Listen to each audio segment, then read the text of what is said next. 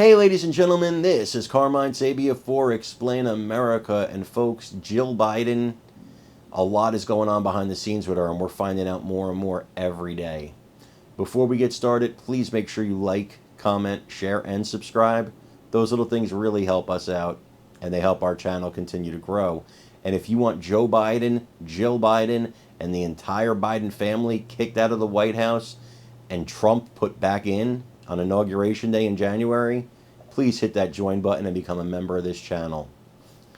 The hosts over at Fox and Friends have detailed here, I think, very plainly what's going on behind the scenes in the White House. And what's going on is it appears Jill Biden, the First Lady, is acting as the de facto president.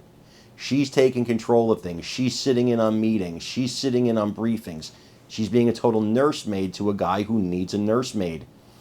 We didn't elect you, Jill Biden. And she's willing to drag this guy across the finish line in the condition he's in for her own ego, for her own self-preservation, for her own desire to be treated like a queen wherever she goes and go to galas and events and have people just fawn all over her because she's the First Lady. Ex-First Ladies don't get that. Michelle Obama does. But most ex-First Ladies don't get that treatment wherever they go, and she knows it. And she knows that, Michelle Obama is an anomaly. She's a super loved figure in the United States. Maybe not by conservatives, but by a lot of people.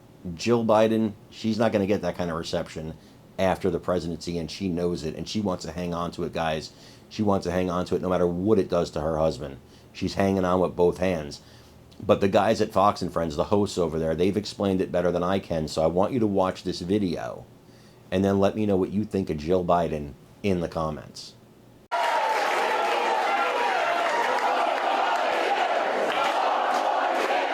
Yeah, she said, he supported my career, so I'm going to support him. If he's all in, I'm all in. And she's on the campaign trail. She's very ambitious. Yesterday alone, she was in North Carolina, Georgia, and Florida. And Kevin McCarthy was interviewed about what is he seeing? What is he seeing behind the scenes? And he said she's actually the one who calls the shots. Listen. Jill out there, she's a hard campaigner. I will tell you, it's much different of why I know that they're going to stay in this race. Jill doesn't want to leave either. Many times when we had meetings in the Oval Office, Jill was there as well. Many times, I don't think she's there for policy. I think she's there to give him comfort and direct the meetings. It was very telling at that in that soundbite we just played with her. She said, Joe's all in, and so am I, because there are many who feel that because the president appears infirmed or needs stage direction, she's essentially the stage manager. Maybe it's more like America. I'm all in and therefore he's in. Well, no, she says I'm all in. Here's the thing. They are fighting for their lives, but rather than him being out because he can't, she's out. That's why she's barnstorming. That's why she was in 3 states yesterday.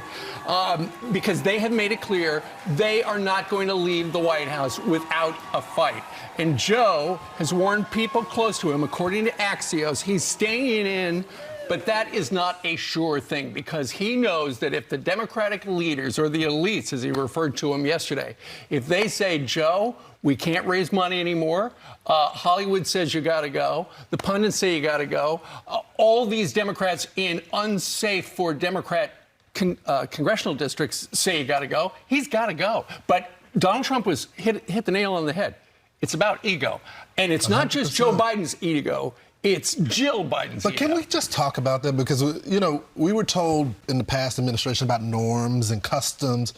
Did you hear about Melania in the Oval Office with meetings? Did you hear about Michelle Obama in the Oval Office with me? Did you hear about Laura Bush? I mean, maybe we heard about Hillary Clinton. Absolutely not. Maybe she would have discovered some things if she was in the Oval Office. There has never been a time where the First Lady is directing things inside of the Oval Office, and it's just sad. And Fox and Friends first had a guest on that was talking about this. At what point does it become elder abuse? It's clear he doesn't know certain things are happening. Something that I noticed when she was walking from the coffee shop to the car, when she was out on the campaign trail yesterday, a female reporter, we couldn't see her face, was yelling, saying, what do you think about these House Democrats calling for your husband to drop out? And she didn't answer, and she's walking to the car, and then she finally turns to the reporters, who scream questions at them all the time. All the time. I've never seen this reaction from from her. She says, "Why are you screaming at me? You know me. Don't scream at me. Let me talk."